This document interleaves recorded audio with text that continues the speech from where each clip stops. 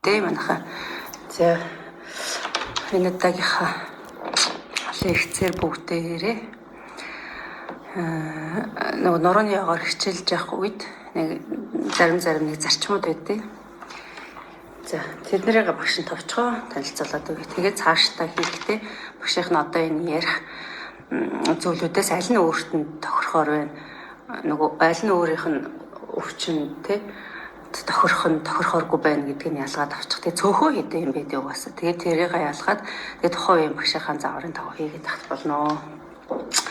Тэгээ эхлээд болохоор ерөнхийдөө болохоор бидний нуруу чинь голчлон нөгөө сэр юу бүслэгийн нуруу буюу L1-ээс L5 хүртэл өвдөд байгаа шүү дээ. Тэгэхээр тэр одоо орчмын хамгийн одоо их гулсалт үүсдэг буюу L4, L5. Энэ нугалмууд урагшаага буюу нөгөө биеийнхээ дотор тал руу гэсэн үг тийм.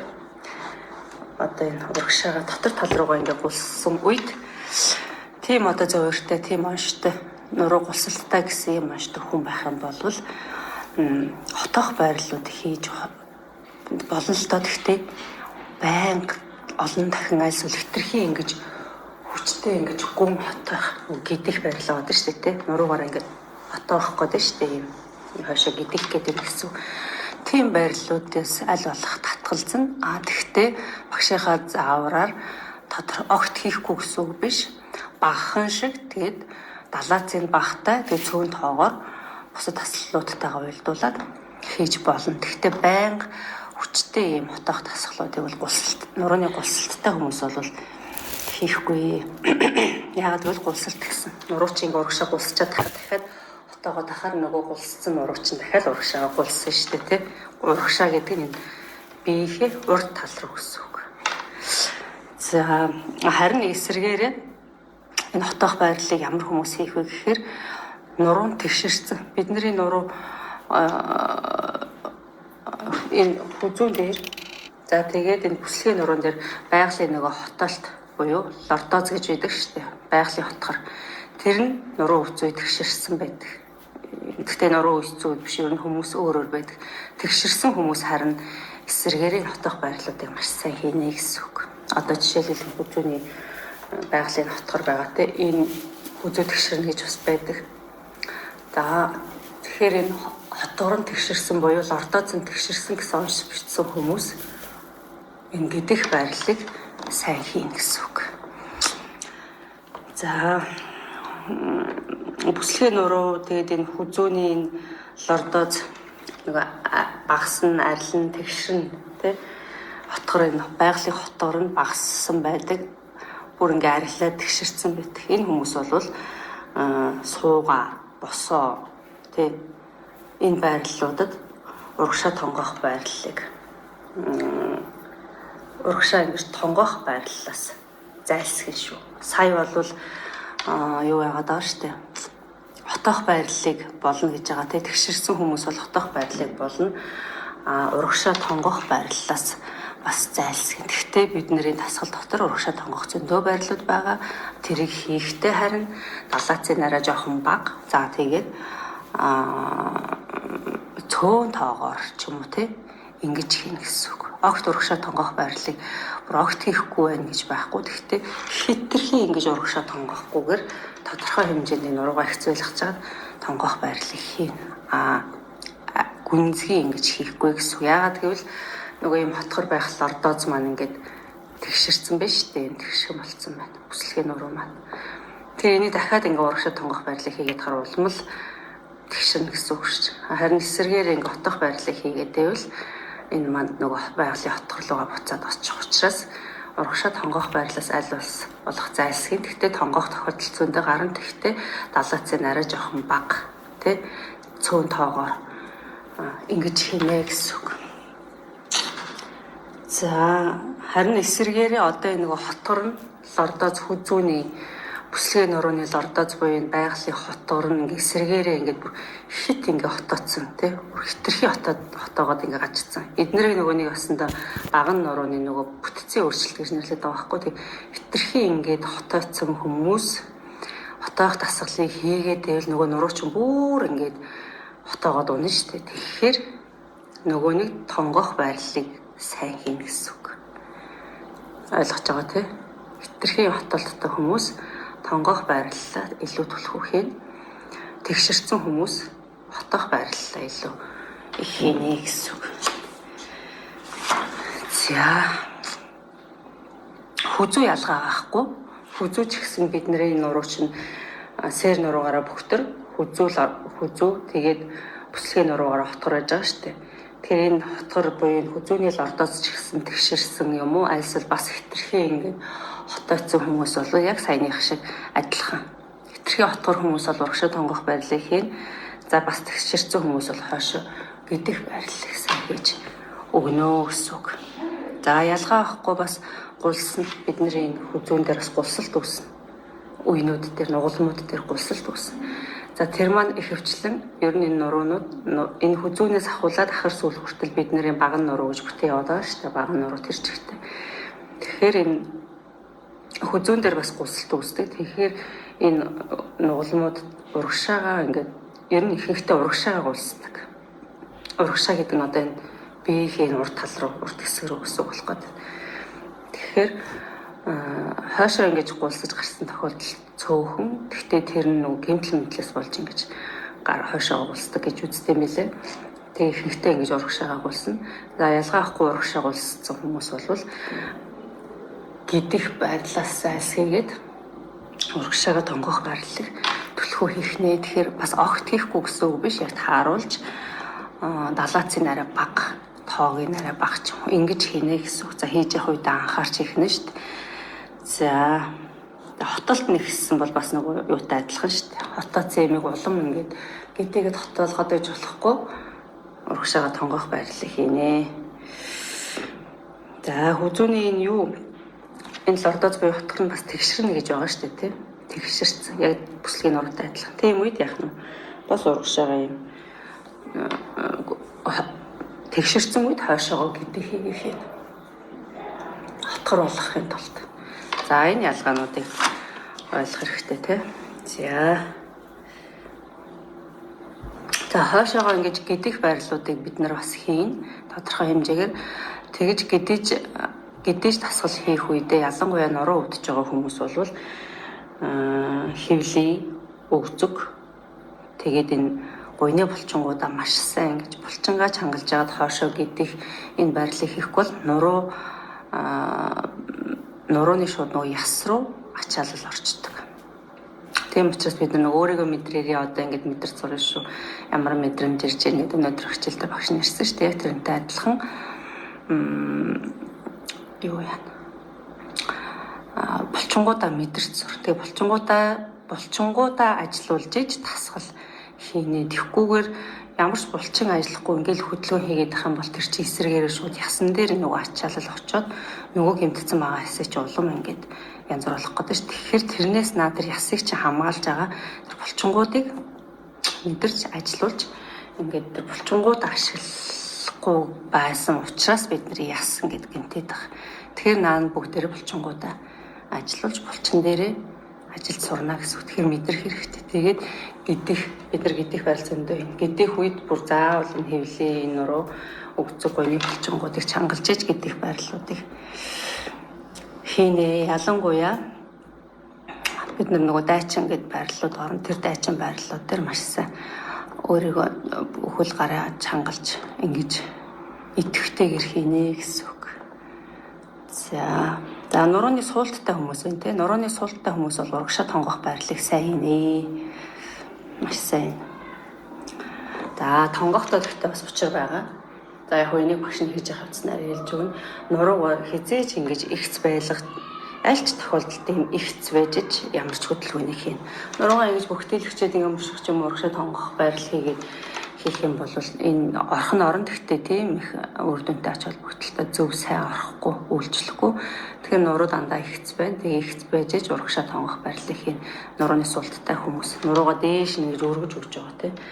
Тэгээд нөгөө ингэ юм дээр санал барилтаа саналн дээр гай гараараа тулж байгаад ингэ өгзгөө өргөдөг шүү дээ. Энэ тасгалыг бас сайн хийн. Дээрээс нь нөгөө турникэн дээр зүүгдэн тий суулттай хүмүүс. Тэгээ суулттай хүмүүс бол босоо хэвтэй сууга байрлалд, за босоо сууга байрлалд урагшаа тонгох байрлалыг маш сайн хийнэ. Ямар ч аюулгүй гайгүй. За тэгээд бидний бие нөгөө ингээ хоёр хуваагдсан байдаг шүү дээ. Баруун тал нараа л өвчтэй ч юм уу, зүүн тал нараа сулж байгаа байдаг ч юм уу. Эсэргээр альсвал зүүн тал нь айгүй өвчтэй, баруун тал нь сул байдаг ч юм уу. Ийм байгаад байдаг. Энийгээ бас бүгдээрээ анзаарч олж аавна. Альсвал баруун тал нь илүү их өвддөг ч юм уу, альсвал зүүн тал нь өвдөд байгаа ч юм уу, тий. Ийм байх юм болвол аль тэр нөгөө өвдөж байгаа талдаа сунгалтыг 2 дахин их хийн. Одоо ингээ багшин тухайн өдөр хичээл орчхоор дараа нь та нар давтаж хийн шүү дээ. Тэгтээ энэ зарчмыг барина гэсэн үг байхгүй. Ингээд за баруун талын хөлмөл рүү илүү хөвдөд байвал тэр талдаа сунгалтаа 2 дахин их хийн. Энэ талдаа 1 хийгээд нөгөө талдаа 2 ч юм уу, эсвэл энэ талдаа 2 хийгээд нөгөө талдаа 1 3 4 ч юм уу, тэг ингээд арай жоохон их хийн 2 дахин гэдгээр гээд ойлгочих. За тэгээ энэ талдаа юу хийх вэ гэхээр тэнцвэр. Нөгөө нэг гайгүй байгаа талдаа тэнцвэрийг илүү хийн гэсэн үг. Ойлгосон тий?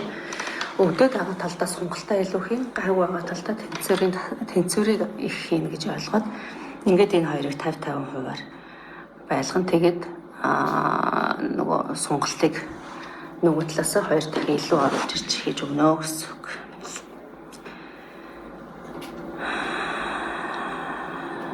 За сэр нуруу маань бидний сэр нуруу чинь бүхтэр байх хэрэгтэй тий. Гэхдээ бүхтэр хэр ийм амар бүхтэр биш, нөгөө байгалийн ийм бүхтэр хотгор байх хэрэгтэй шүү дээ. Тэрний нөгөө нэг зэрэг гэж байна. 1 2 3 дугаар зэрэг. Өвчлөөд ирэх юм бол ингээ бүхтэр болоод ингээ өвчлөөд улам бүхтэйгөөд ингээд ирж байгаа тэр үеийг бас зэрэгээр ингээд тогтоочтой байхгүй. 1-р зэргийн бүхтэр 2 3 хотоолтыг чих. Ер нь бүх хөвдөлтийг ингээд зэрэгт ингээд тооцчихдаг. Тэгээд 1 2-ыг бол ингээд ямар нэгэн дасгал хөдөлгөөн ч юм уу ингээд засах боломжтой. 3 4-рөө ороод ирэх юм бол бүр хүндэрсэн шат гээд хагалгаа ч юм уу ийм залт руу ороод ирдэг байхгүй. Тэгэхээр энэ сэр нуруу маань ингээд улам ингээд хотоогоод тий бүхтэр байх юм чи ингээд хойшоогоо ингээд гэдээгээд ингээд хотоогоод ах юм бол урагшаа тонгох байрлалыг хийн. Тэгээд бүргэд байрлал гэж байдаг. За багш нь дараа хичээл дээр орно. 70 мөрөг урагшаа болгож өгсөн юм байрлалуудыг хийх ёстой. За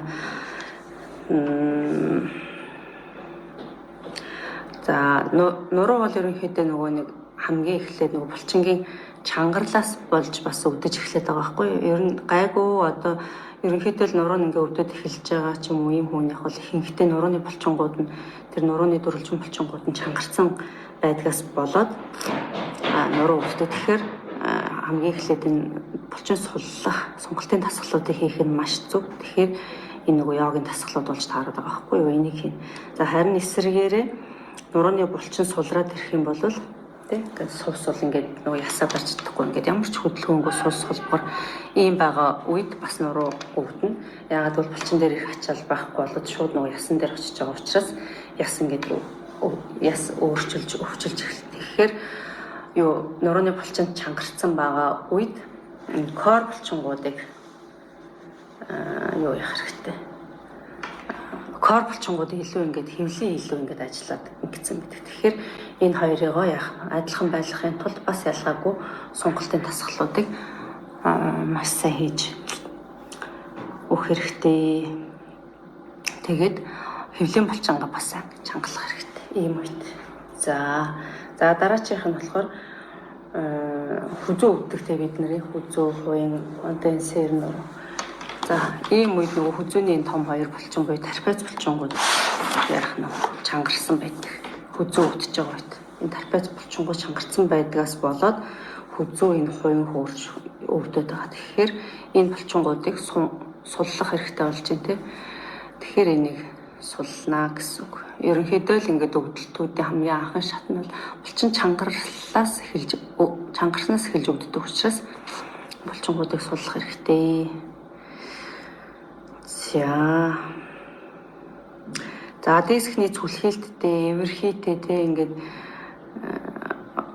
энэ өвчлөл байна шүү дээ. За ийм үед урагшаа тонгох байрлалуудыг бас болгоомжтой хийнэ. Эвэрхий зүлхээлттэй хойшоо ингээд гарцсан байгаа шүү дээ тэр чинь.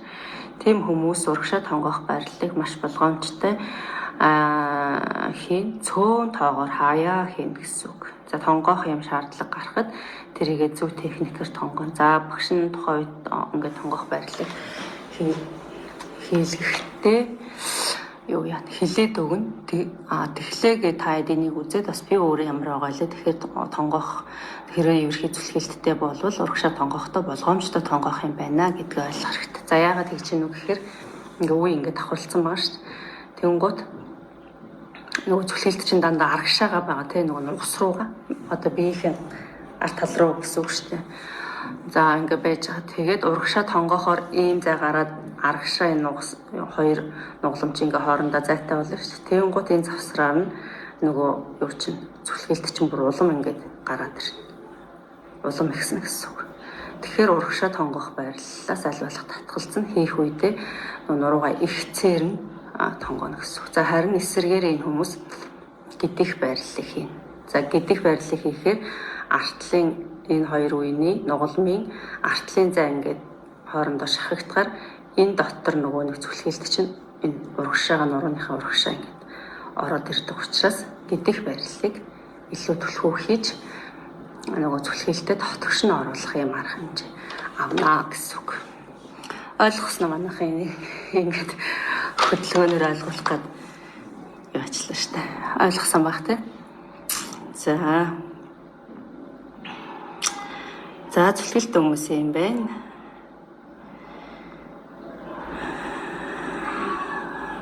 За суулттай хүмүүс л урагшаа тонгоохоо хийн гулсалттай хүмүүс хэлцэн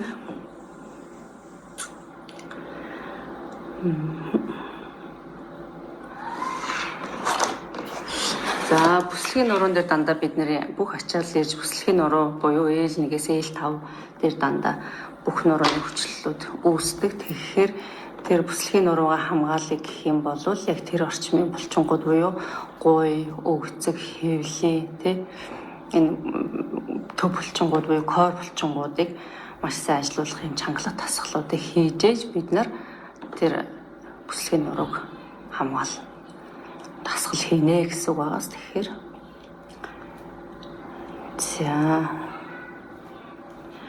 за ерөнхийдөө нурууны йог дээр бүр багш өнөөдөр бас тэгж удаан байруулаагүй тэгтээ тодорхой хэмжээгээр байшсан. Бүр 1 минут байрна гэж багш нь хэлсэн шүү дээ. Хамгийн багадаа 1 минут байрна. За тэгээд за бүр болих гэхэд 21 секунд, за 30 секунд, 40 секунд байрна. За эхний одоо байрж эхлэх байралтаа орохын тулд багш ингээд тайлбар өгнө. Тэр тайлбар дээр яг байралтаа ингээд зөв орж авчаад тэр байрал дээр бүр 21 секунд тоолж байрна. За тэгэнгუутаа дараагийн 7 секундэд нь арай жоох ахиулах байт юм. Ийм байдлаар барилтыг хийн. Тэгэхээр та бие даагаад хийж явах үедээ ийм байдаг шүү. Ингээд бодоод тасглаа хийж бас болох нэ. Тэгээд нөгөө сонголтын хүмүүс ингээд нэг урагшаа тонгох юм уу нэг ингээд хажууд тийш юм шиг болж байгаа. Тэ ингээл хөдлөөд идэв шүү дээ. Тэ ингээл урагшаага ингээл саваад тэгэд сонголтын тасгал хийхгүй сонголтыг бол барьж хийдэг. Яг нэг зөв байралтаа зааврын дагуу тэр тухайн зөв байралтаа орчоод тэнцэнэ барьж хийн. Ямар ч наашаа цаашаа хөдөлгөөн байхгүй барина. Тэгээд эхний одоо 21 секунд 20 секундэд ингэж барьчаад дараачих дээр бүр ахиулах үед өмнөг удаа ингэж ахиулах. Ийм байдлаар хийнэ. Түүнээс шингээ саваад байхгүй шүү манайхаа. Би одоо ингэ хажуугийн сонголт хийхээр ингэ саваад идэх шүү. Ялангуяа фитнес дээр бол өөр ингэ саваад. Ямар ч тийм савлт байхгүй барина гэсэн үг.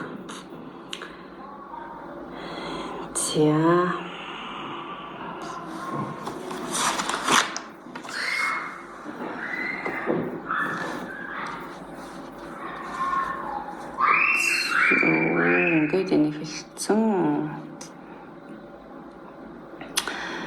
За сэр нуруу байна те бид нэр ямар ч нөгөө хөдөлгөөнд ордоггүй одоо сэр нуруу хүзүүнээс доош юм 70 те 70-ны орчим юм сэр нуруу.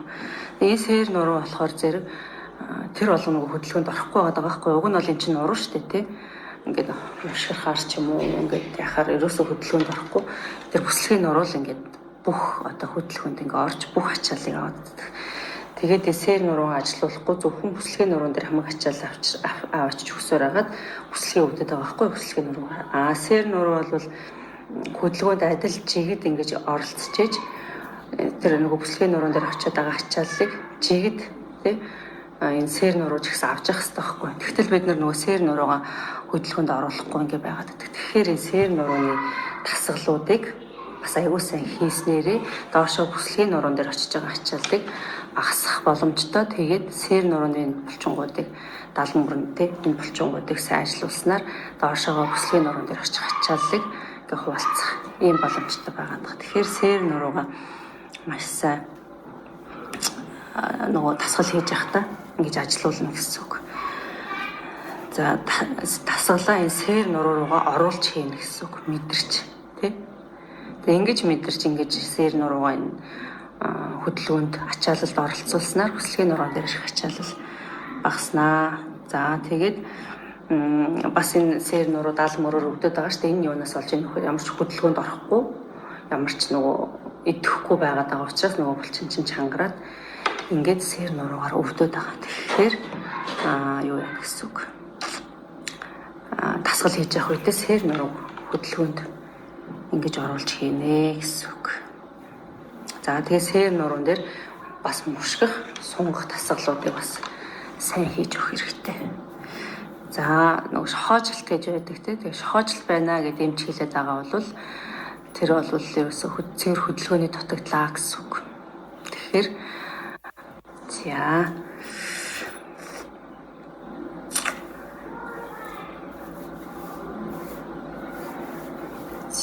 иймэрхүү байна. За одоо бид нар харьцангуй ачаал бас гайгүй дасгал хийж байгаа хийлээ өнөөдөр. Тэгтээ бас яг ингээд нурууны бас хүнд хүчтэй хүмүүст болж байгаа ч юм байгаа. Тэгээд ингээд ийм хөнгөн дасгал хийсэн ч гэсэн нэрээ нэг айтайхан болчихоо. Нэрээ өвдөлтөнд багтаад байна уу гэх мэдрэмж ч хүртэл төрн зарим хүмүүс бүр ихний дасгал хийхдээ нэрээ жоохон бас гайгүй юм уу гэд ингээд бодох ийм зүйл гарна.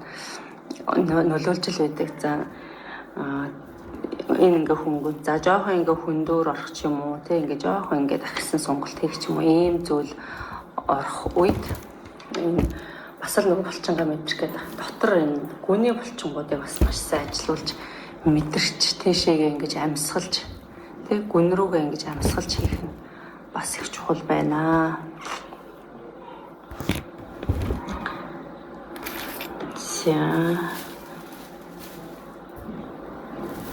За ерөнхийдөө нэг жоохон анхаарал зорих зүйлүүд эднэр байна. За тэгээд юу яа. Цаашдээ нөгөө нэг орхлын хэцүүдээр бас нэмээд хэлээд явах учраас орж байгаа энэ зөвлөгөөнүүдээ яг өөртөө хамааралтайг нь тасгал хийхдээ юу яана. Баримталж хийнэ гэсэн үг шүү. За ерөнхийдөө өнөөдөр маш их